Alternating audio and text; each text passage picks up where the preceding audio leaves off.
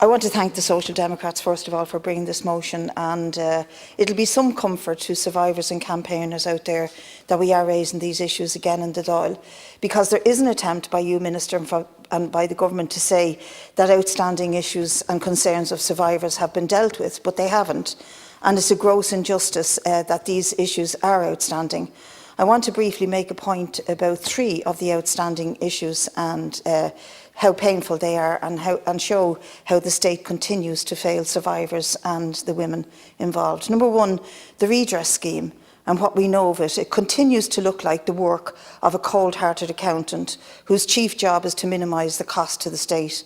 I hope I'm wrong in that, and when it's debated here, the Minister will have listened to the women, listened to survivors and experts, and designed a scheme that doesn't draw an arbitrary line at 6 months in the institution, or ignore those who were farmed out as effective forced labour, or who suffered additional trauma from abuse because of their colour or ethnicity.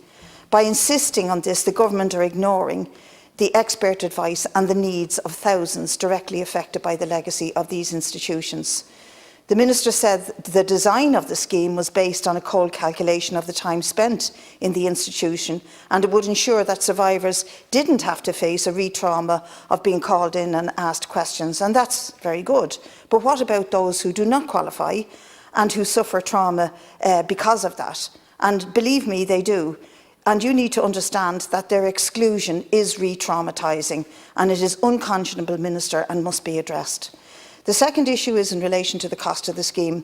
It may be 800 million in total, with some 34,000 survivors being eligible, but I question these figures, and many have, and I want to ask, where are the religious orders and institutions in their contribution to this? And my argument here is not about saving the state money, but it's a fundamental issue of justice and redress and atonement for the wrong that was done. And I'll make no apology in repeating the words I used here last year. Those who bear particular responsibility for those centres, particularly the religious orders who ran them, should be made to pay for what they did. The Bon Secours sisters ran the Tomb Home.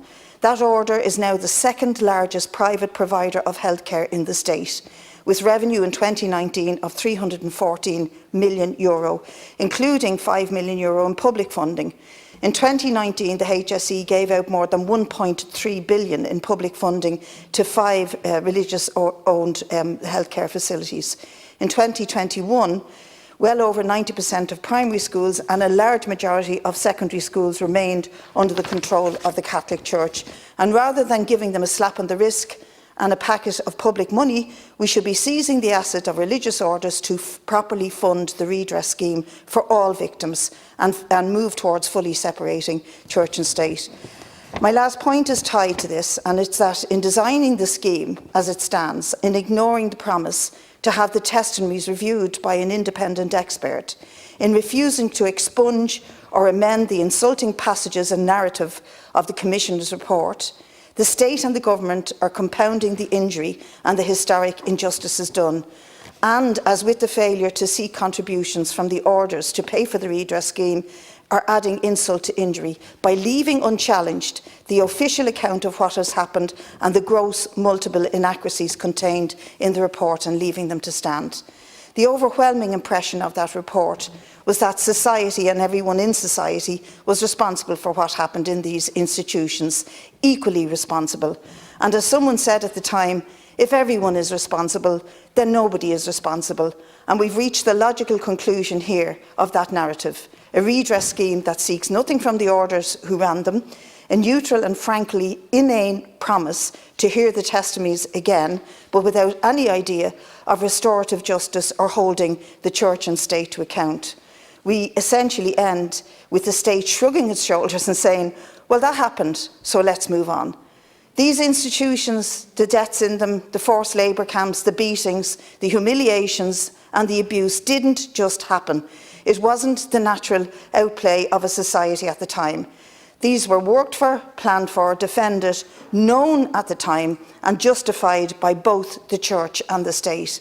And they were resisted and fought at the time by some women and by some children, and even by many on the outside. Even some civil servants campaigned against them. And those who saw and knew what was happening were responsible, and those who saw and knew what was happening, implement what was happening, need to be made responsible, and that is the Church and the State.